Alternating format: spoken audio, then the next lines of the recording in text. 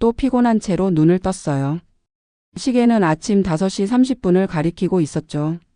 몸이 너무 무거워서 겨우 침대에서 일어났어요. 제대로 잠을 못 잤는데 그건 제 딸 엘리가 밤새 긁고 있었기 때문이었어요.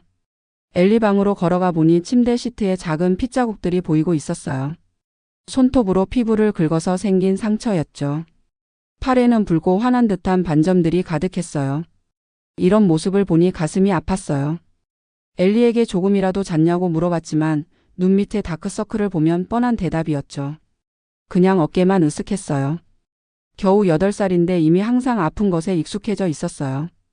정말 많은 의사들을 찾아다녔어요. 피부과 의사, 알레르기 의사, 식이요법 의사까지. 하지만 누구도 왜 엘리의 피부가 이렇게 심한지 어떻게 고칠 수 있는지 알려주지 못했어요. 회사 책상 위에는 회의 시간 사이사이에 프린트한 의학 자료들이 쌓여 있었어요. 피부 문제와 식품 알레르기에 대해 정말 많이 공부했지만 엘리에게는 아무것도 도움이 되지 않고 있었어요. 사무실 냉장고에는 엘리의 특별한 점심이 들어 있었죠. 우유, 밀가루, 견과류가 전혀 들어있지 않은 음식이었어요. 너무 심심하고 재미없는 음식이었죠. 매일 이런 점심을 싸주는데 매일 거의 손도 대지 않은 채로 돌아오고 있었어요.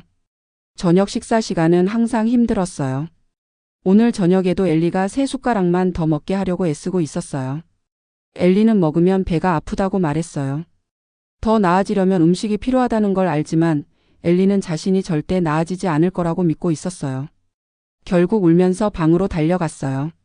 저는 혼자 부엌 식탁에 앉아 엘리가 먹지 않은 음식을 바라보고 있었어요. 엄마로서 실패한 것 같은 느낌이 들었어요. 모든 방법을 다 시도했지만 아무것도 효과가 없었거든요. 울 기운조차 없을 만큼 지쳐 있었어요. 저녁 식사 뒷정리를 하고 있는데 누군가 문을 두드렸어요. 아무도 오기로 한 사람이 없었고 솔직히 누구와 대화할 기분도 아니었어요.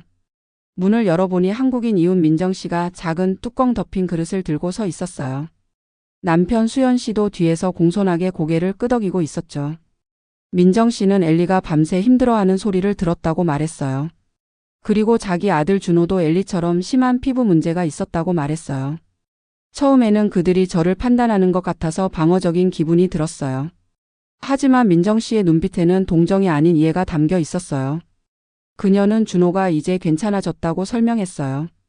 한국 음식이 도움이 됐다고 피부와 위장 건강에 좋은 채소와 발효 음식들이요. 전에 복도에서 계속 긁적거리는 모습을 봤던 그들의 아들이 이제는 깨끗한 피부와 밝은 미소를 가지고 있는 걸 알아챘어요. 수연 씨는 그의 아내가 엘리를 위해 도시락을 만들어주고 싶다고 했어요. 그들은 이것을 도시락이라고 부른다고 했죠. 솔직히 확신이 서지 않았어요. 이미 너무 많은 기적의 치료법을 시도해 봤거든요. 하지만 이게 정말 효과가 있다면 어떨까요? 민정 씨가 그릇을 건네줬어요. 먼저 제가 맛을 보고 괜찮으면 내일 엘리를 위해 더 만들어주겠다고 했어요. 그들이 떠난 후 그릇을 열어봤어요. 해초로 쌓인 작은 밥과 채소 롤이 들어 있었어요. 이 음식은 제가 엘리에게 주던 평범한 안전한 음식과는 완전히 달라 보였어요. 조금 맛을 봤는데 그 맛이 놀라웠어요. 짭짤하면서도 약간 달콤한데 참깨 향이 살짝 느껴졌어요. 정말 맛있었죠. 그리고 이상하게도 제가 엘리를 위해 피해왔던 재료들이 하나도 들어있지 않은 것 같았어요. 주방에 서서 이 낯선 음식을 들고 있는데 어쩌면 내내 잘못된 방향으로 가고 있었던 건 아닐까 하는 생각이 들었어요. 아마도 엘리를 돕는 답은 또 다른 의사 진료실이나 약병 안에 있는 게 아니라 우리 이웃의 부엌에 제가 한 번도 생각해보지 않았던 음식들 속에 있는 건 아닐까요? 몇 달 만에 처음으로 내 안에서 뭔가 새로운 것이 자라나고 있는 걸 느꼈어요. 아주 작은 거였지만 분명히 거기 있었어요. 바로 희망이었죠. 다음 날 아침 폰 화면에 민정 씨 번호가 떠 있는 걸 멍하니 보고 있었어요. 전화해서 고맙다고 인사해야 했고 엘리의 피부에 좋다는 한국 음식에 대해서도 물어봐야 했는데 뭔가가 저를 막고 있었죠. 혹시 이것도 또 하나의 실망이 되면 어쩌나 싶었어요. 만약 엘리 상태가 더 나빠지면 어떡하지? 사실 다시 희망을 품는 게 두려웠어요. 또 엘리에게 실패하는 게 무서웠거든요. 그리고 인정하기 부끄럽지만 제가 아는 것과 너무 다른 걸 시도하는 게 불안했어요. 저는 오하이오에서 평범한 미국 음식만 먹고 자랐거든요. 한국 음식은 너무 낯설게 느껴지고 있었어요. 생각에 빠져 있는데 엘리가 방으로 들어왔어요. 제가 혼잣말하는 걸 눈치채고 누구랑 얘기하고 있었냐고 물었죠. 얼른 폰을 내려놓고 그냥 생각을 소리내서 말하고 있었다고 했어요. 그러고는 아침 준비됐는지 물었죠. 엘리는 매일 아침 똑같이 만드는 심심한 오트밀을 보더니 한숨을 쉬었어요. 그래도 앉아서 아주 조금씩 먹으며 그릇 안에 음식을 이리저리 밀고 있었어요. 그런 모습을 보니 가슴이 무거워지고 있었죠. 그날 오후 우리 건물 세탁실에서 민정 씨와 마주쳤어요. 따뜻하게 웃으며 자기가 만든 김밥을 맛있게 먹었는지 물어봤어요. 직접 만드는 법도 알려주겠다고 했죠. 고맙다고 했지만 엘리에게 한국 음식을 시도하는 건 확신이 없다고 말했어요. 이미 여러 특별한 식단을 시도했지만 아무 효과가 없었다고 설명했어요. 한국 음식은 우리가 익숙한 것과 너무 다르다고도 말했죠. 민정 씨는 다른 것이 좋을 수도 있다고 대답했어요. 처음 미국으로 이사 왔을 때 준호에게 미국 음식을 요리해 주려고 했대요. 그런데 준호가 많이 아팠고 의사들은 여러 약을 줬지만 도움이 안 됐대요. 그때 한국에 계신 어머니가 대대로 문제없이 먹어온 전통 한식으로 돌아가 보라고 제안했다고 했어요. 민정 씨는 미국식으로 요리하려는 시도를 멈추고 할머니의 레시피로 돌아갔을 때 준호가 좋아지기 시작했다고 설명했어요. 만약 엘리에게 효과가 없으면 어떡하냐고 물었더니 민정 씨는 간단히 대답했어요. 효과가 있으면 어떨까요? 그날 저녁 또 한 번 엘리와의 힘든 저녁 식사 후에 결정을 내렸어요. 민정 씨 아파트로 가서 한국 요리에 대해 가르쳐 달라고 부탁했죠. 민정 씨의 부엌은 정말 놀라웠어요. 제가 본 적 없는 곳이었죠. 알아볼 수 없는 재료들이 담긴 항아리들이 선반에 줄지어 있었어요. 말린 식물들이 천장의 고리에 걸려 있었고요. 공기 중에는 마늘, 생강 그리고 이름 모를 흙냄새가 가득했어요. 민정 씨는 저에게 앞치마를 주며 바로 가르치기 시작했어요. 한국 음식은 균형이 전부라고 설명해 주었어요. 뜨겁고 차가운 것, 발효된 것과 신선한 것.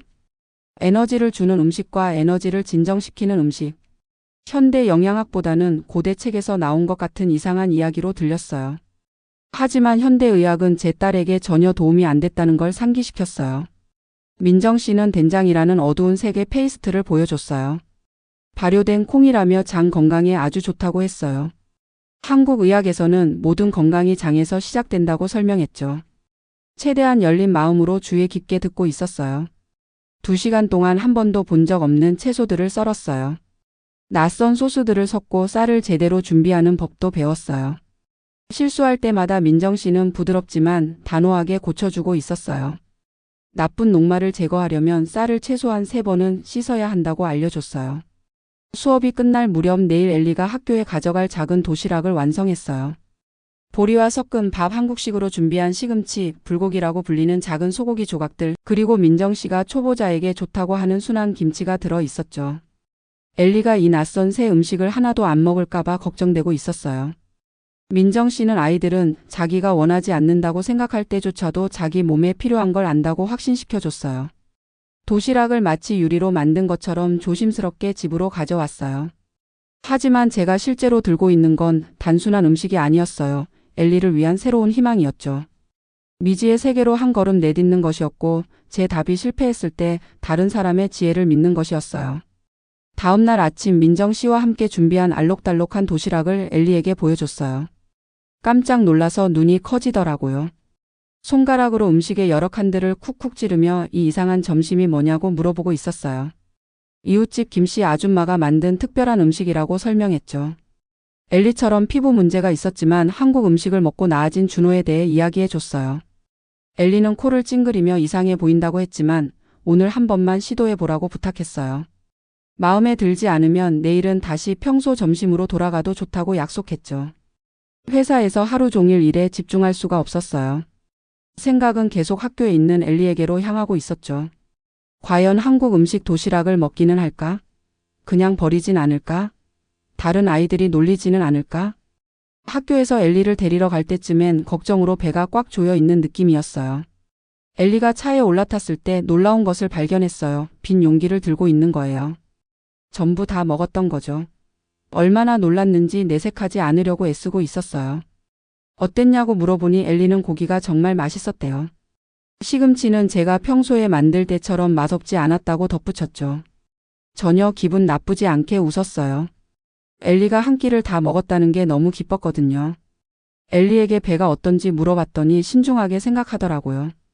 오늘은 점심 먹고 나서 배가 아프지 않았대요.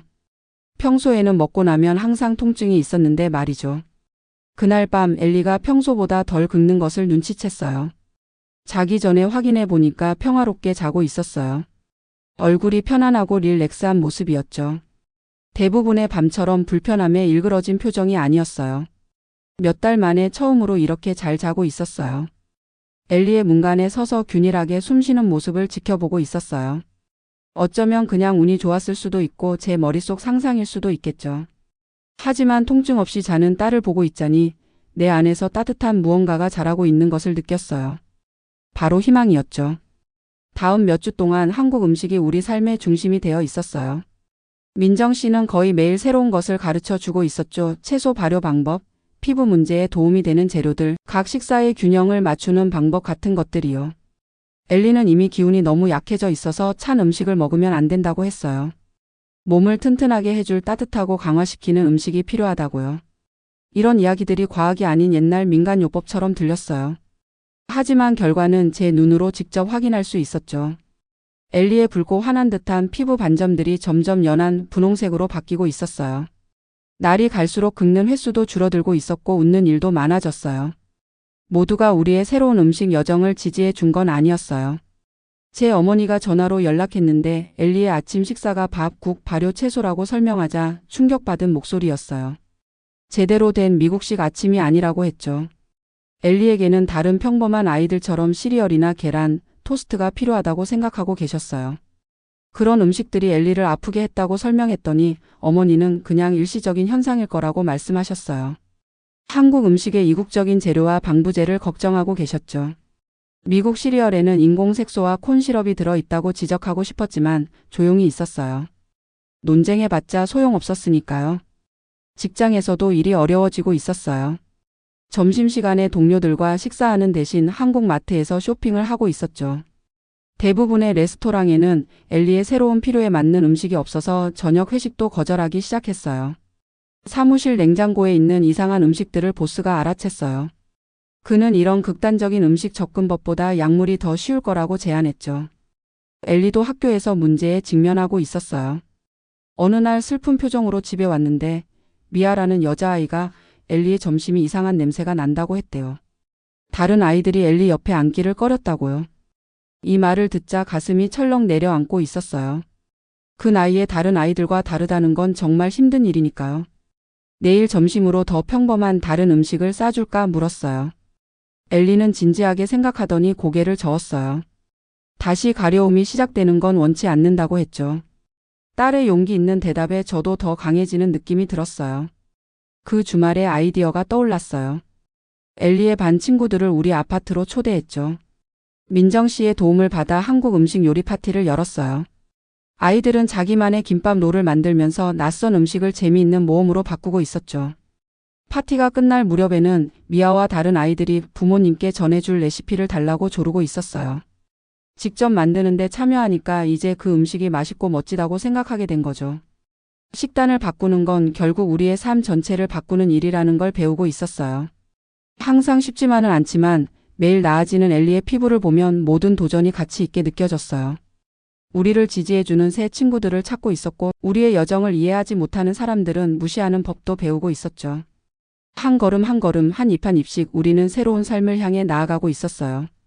한국 음식 여정을 시작한 지 석 달이 지났을 때 재앙이 찾아왔어요. 엘리가 우는 소리에 잠에서 깼어요. 불이 나게 방으로 달려갔는데 가슴이 철렁 내려앉았죠. 온몸이 환한 듯한 붉은 두드러기로 뒤덮여 있었어요.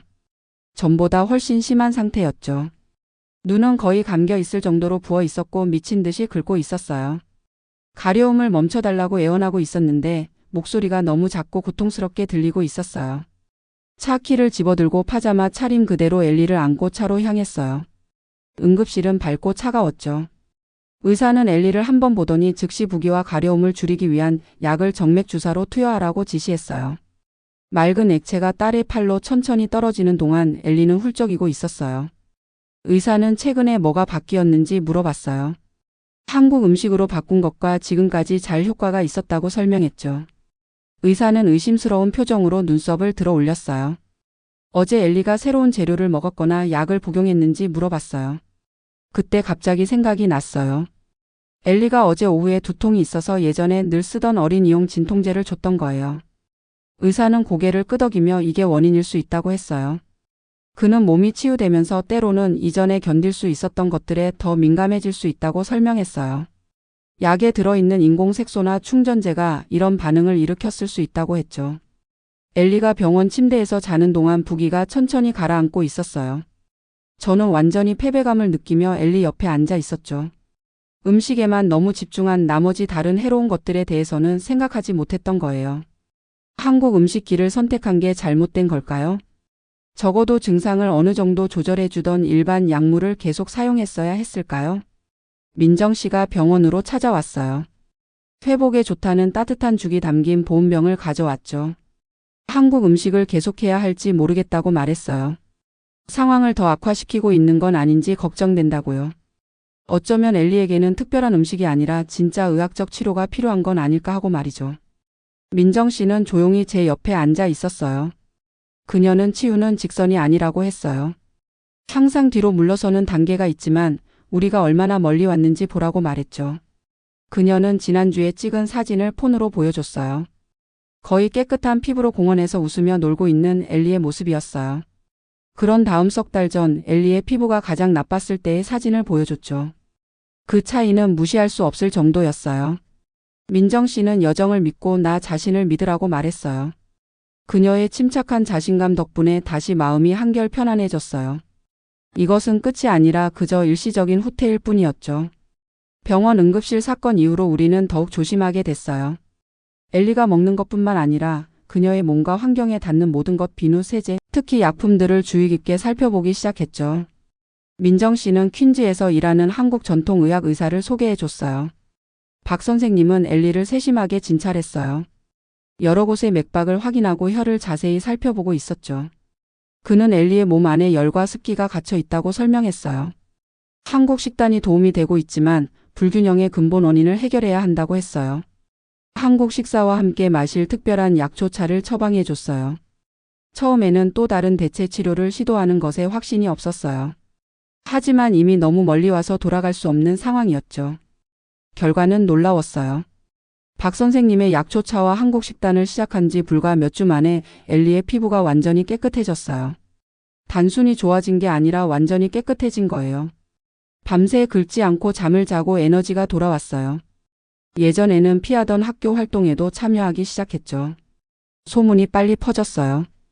엘리 학교의 학부모들이 질문을 하기 시작했어요. 일반 의학이 해결하지 못한 피부 문제를 어떻게 해결했는지, 배운 것을 공유해 줄 수 있는지, 건강을 위한 한국 음식에 대해 가르쳐 줄 수 있는지 물어보고 있었어요. 민정 씨의 격려로 우리 건물 커뮤니티 룸에서 작은 워크숍을 개최하기로 했어요. 5, 6명의 호기심 많은 학부모들이 올 거라고 생각했는데 30명이나 왔어요. 전문가가 아니라 딸을 돕고 싶었던 엄마일 뿐이라고 말하며 시작했어요. 하지만 우리 이야기 모든 실패와 돌파구, 완전히 새로운 음식 문화를 배우는 도전을 공유하면서 제가 실제로 얼마나 많이 배웠는지 깨달았어요. 장 건강과 염증에 대해 이야기했어요.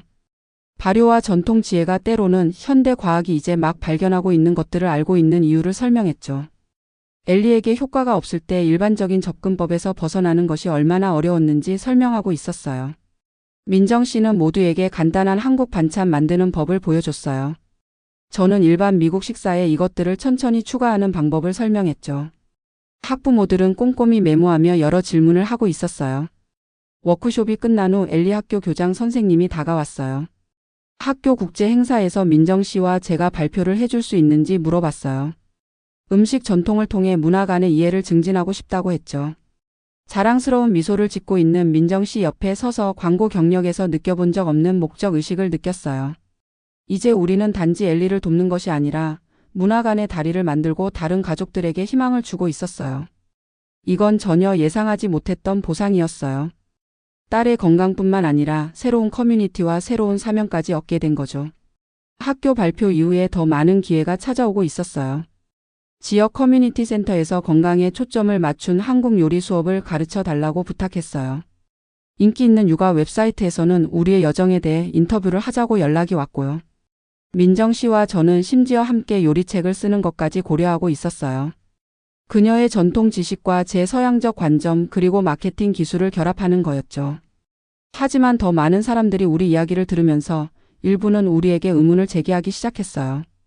온라인에서 몇몇 사람들은 우리의 경험이 단지 하나의 사례일 뿐이고 아무것도 증명하지 못한다고 말하고 있었어요. 한국 음식이 피부 문제를 치료한다는 것을 증명하는 과학적 연구가 어디 있냐고 물어보기도 했죠. 몇몇은 심지어 제가 한국의 음식 전통을 가르치면서 한국 문화를 도용하고 있다고 비난하고 있었어요. 이런 댓글들이 감정적으로 상처가 되고 제가 하고 있는 일에 대해 깊이 생각하게 만들었어요. 제가 정말 제 딸을 치료해 준 문화를 존중하고 있는 걸까요? 아니면 그저 적절한 존중 없이 유용한 것만 가져가고 있는 걸까요? 이런 걱정들을 민정 씨와 나눴어요. 그녀는 당연히 제가 한국 문화에 대해 아직 배우는 중이라고 말했어요. 마치 그녀가 7년 동안 여기 살았지만 미국 문화 전문가가 아닌 것처럼요. 하지만 우리는 함께 배우고 있었죠.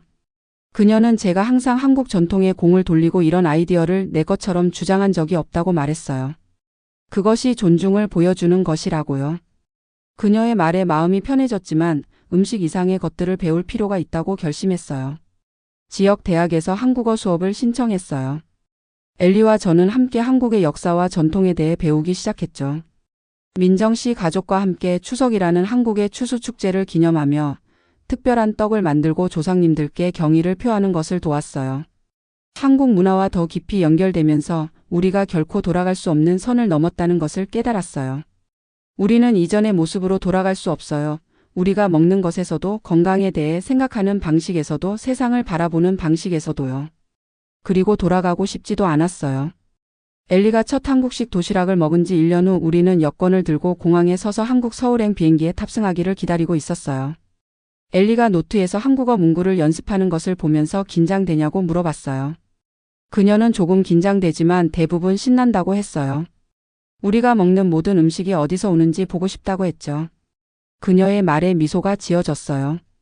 이제 한국 음식이라고 말하지 않고 그냥 우리 음식이라고 말하고 있었어요. 그저 우리가 먹는 방식이 된 거죠. 민정 씨와 수연 씨는 우리가 서울에 있는 그들의 친척집에 머물 수 있도록 준비해 줬어요. 한 번도 만난 적 없는 이 사람들이 우리에게 시장, 전통식당, 심지어 몇백 년 동안 고대 음식 준비 방법을 보존해 온 절까지 보여줄 예정이었어요. 비행기에 탑승하면서 우리의 여정에 대해 생각하고 있었어요. 1년 전 저는 고통받는 아이를 둔 절박한 엄마였어요. 효과가 없는 서양 의학적 접근법에 매달려 있었죠. 내 것이 아닌 문화의 아이디어들을 거부하고 있었고요. 이제는 한국 요리 워크숍을 가르치고 있어요. 국제 여행을 계획하고 있고요. 그리고 가장 중요한 것은 제 딸이 번창하는 모습을 지켜보고 있다는 거예요. 진짜 마법은 단지 한국 음식이 아니었어요. 그것은 열린 마음이었죠. 딸의 건강이 달린 일에 편안하게 느껴지는 것에서 벗어날 수 있는 의지였어요. 내 것보다 더 오래되고 아마도 더 현명한 전통에서 배울 수 있는 겸손함이었고요. 비행기 안에서 엘리는 제 어깨에 기대어 잠이 들었어요. 그녀의 숨소리는 깊고 규칙적이었어요. 피부는 맑고 건강하게 빛나고 있었죠. 부드럽게 그녀의 머리카락을 쓰다듬으며 민정 씨가 가르쳐준 한국어 문구를 속삭였어요. 고마워요. 우리는 새로운 삶의 방식으로 나아갔어요. 그 변화 속에서 우리는 단지 치유뿐만 아니라 온전함을 찾았어요. 우리의 여정은 한국에서 새로운 시작을 맞이하고 있어요. 여러 면에서 이제 막 시작되고 있었죠. 이것은 우리의 새로운 삶의 첫 장에 불과해요. 마음을 열어두고 고대의 지혜를 존중하며 치유가 어디서 발견되든 찾기를 멈추지 않는 삶이요. 시청해 주셔서 감사합니다. 앞으로도 더 흥미롭고 특별한 이야기를 들고 찾아뵙겠습니다. 구독과 좋아요, 알림 설정 잊지 마시고 다음 영상에서 또 만나요.